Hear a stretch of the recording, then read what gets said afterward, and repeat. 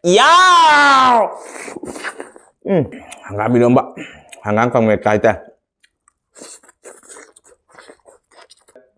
Pakora tunggu pakora. Saudara.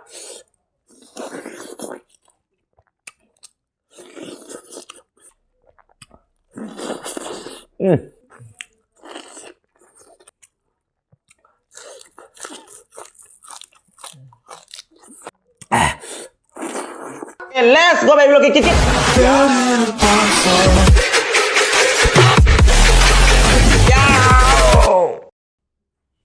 Hai maya kita mentang kasih ono video ang pudun lasa dengan sikari maten sana dulu maya yang tabi nasi lagi maten makai dah sikak tamu jare ko isi intro dah roi ingai bah hore isi ingai do kore sikak tamu jare ko asike sika pakora thong mulai jare asike sika na ngathi thong mulai jare ngathi hai bang nga thong mulai jare asike sika na koi hangami rom mulai jare hangami rom ase hangam ka alu ko tamu na kangmet ni se hangami rom ko kore se sina hangami rom ma sikale jare ase nga se na kadi nga no abida ngathi ngai do ko ye khoi di do atopa saita kari ko hangjet de ko akoi di ngathi ko jare ka sada asani ngasi ki mathan ja chik na bai da sigale le jare koi ki tilo mana le jare ki nungsi bi tilo mana ka le jare asani ngasi ki mathan do biam sa ba no mitra ke let's go belu ke kit ya utam jare ke ngasi ki intro si lo he bo ising hai do khare imai pe ma chak ta budi ta haw de ising se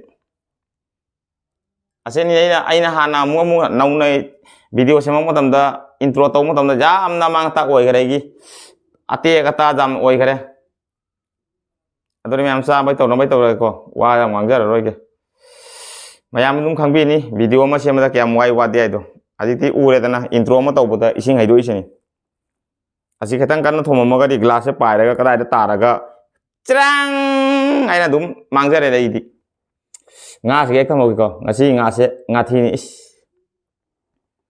asi khara nungai roi duri hangam lai tre ngasi hangam se amung te iron sal labani na hangam ko na bai leitre hangam na khara hanubi pharak pa matam ni aba hangam hanubi phare ngathi ni ngasi thong isina alu khamen simi tawraga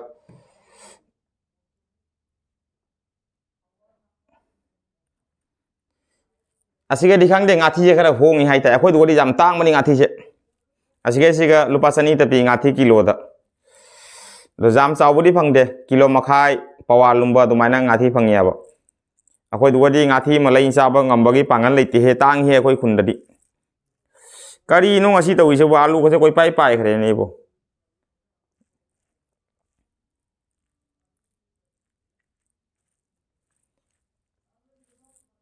adur me am saba hono betra ke let's go belu ke kit ya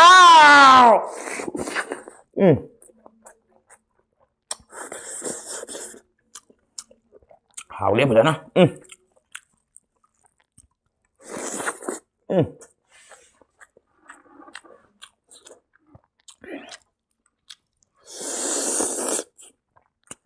hanggang binomba hanggang kang met kaita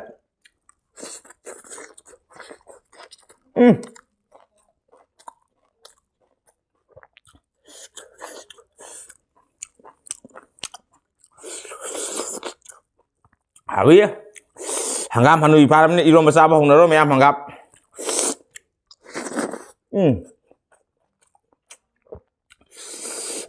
body thong bagi sorry body ya pakora thong pakora saudara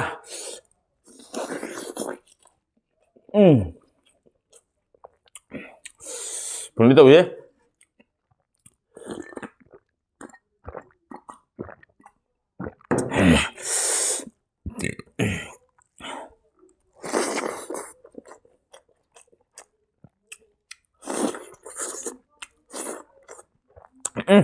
ahora pakora su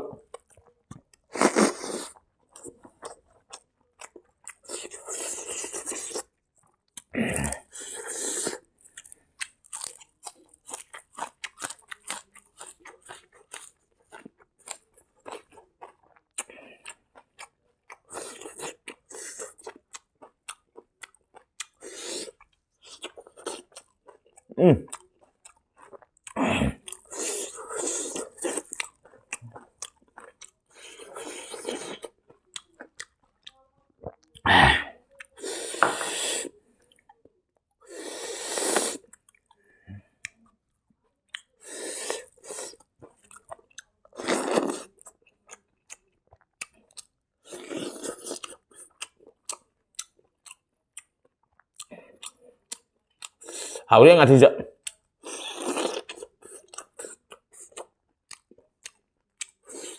Ban cái thùng cái tôi còn ban thằng rồi.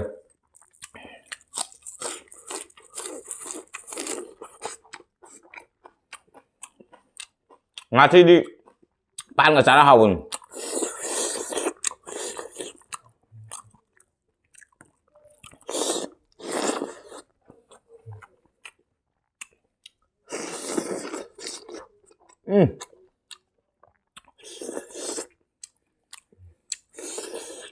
Hảo đấy. Inam dai ngà thì anh này mina.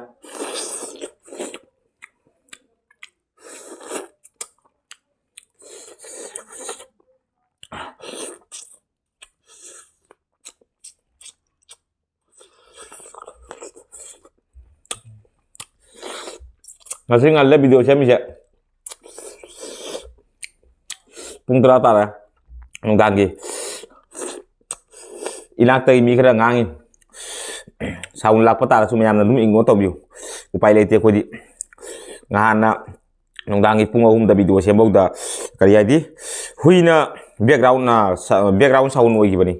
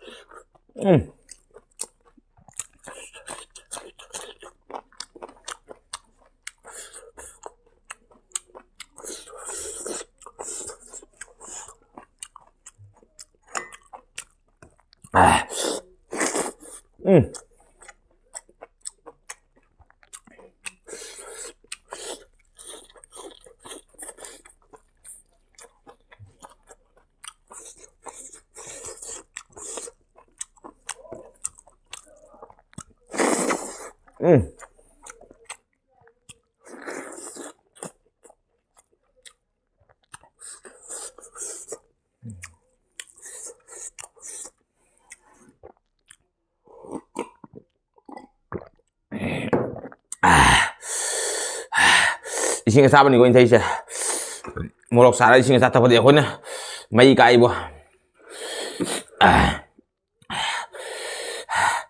hawre patan hawiye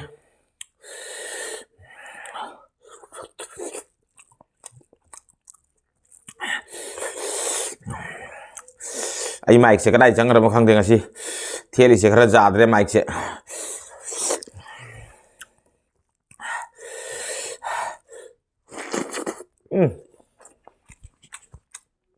lady mahum da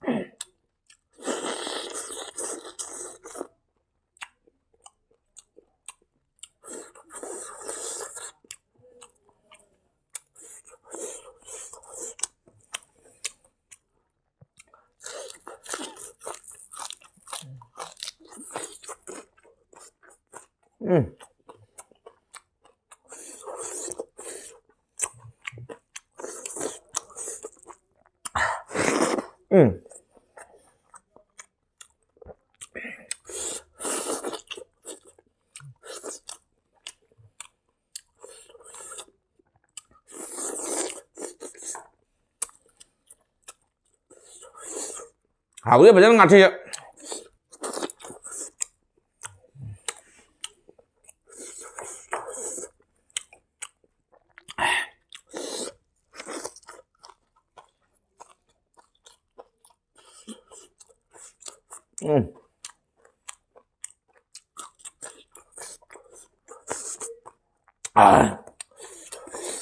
Mấy nhiêu mà xin mỏi.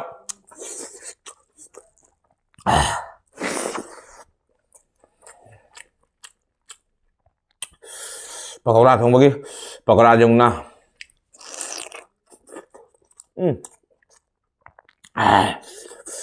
Chồng như này.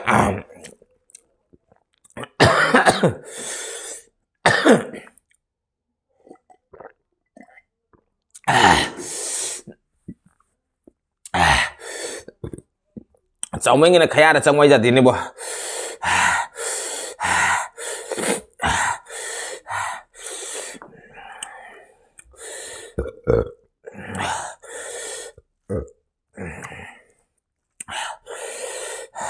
Morok saya.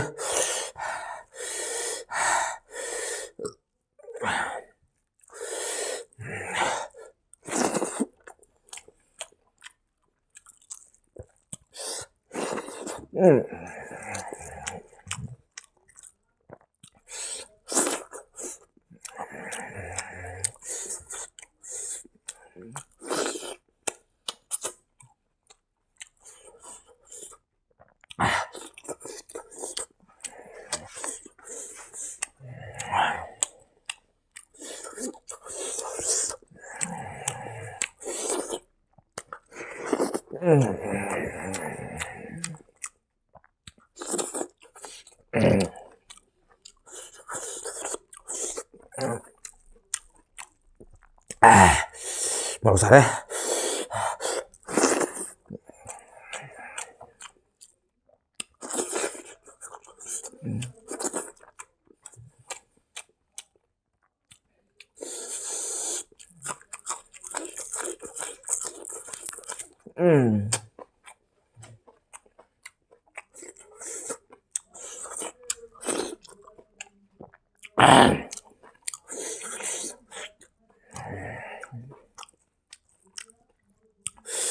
Hảo đi. Một lần cũng xả đây.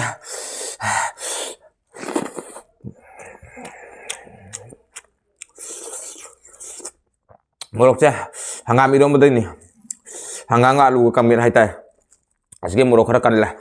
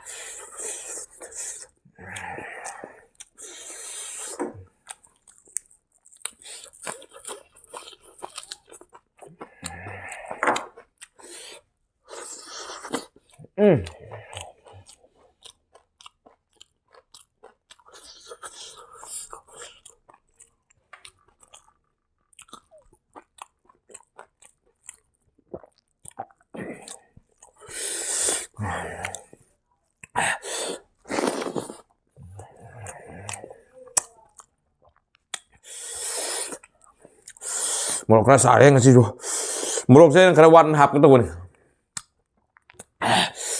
đúng ra đấy, chúng giảm đâu cái một cái, càng thì mà rồi nó phải siêu mà thật thật à, không được lại mình sẽ,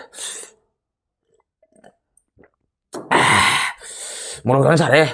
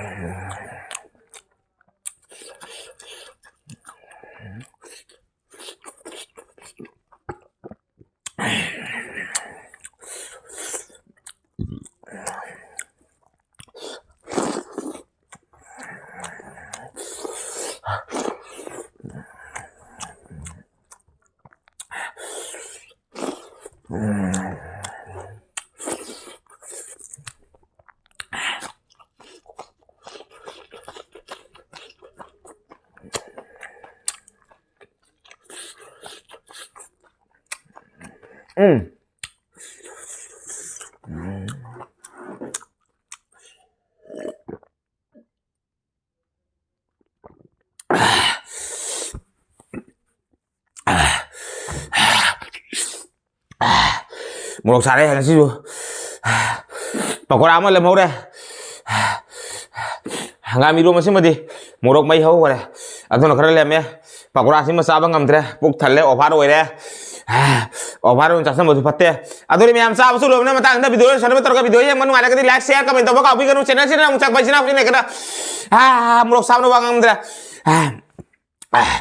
Aduh miyam sab sulur ka isis aduh miyam sab sulur miyam tang da video lo sana betar ka video yang baru ada ka di like share comment to ka biganu channel sita nong sang pasin nap sing lekana channel se bo subscribe to mutan na bella ka ketrang laudi ka biganu do songi mana ke ngai geno mo don tang bodi kata ni kenapa aduh itu ka channel subscribe to mutan na bella ka ketrang laudi ka biganu hani yang le dari baisi sister brother miyam wani ngale dari bebulu takat sini mayam nung si video lagi video cubu sar lawan kan siatu video ase hara miyam na kaina be thang laudi ka ngasih di bebulu ko tera ke net video pon nachi ngacik gitu bye bye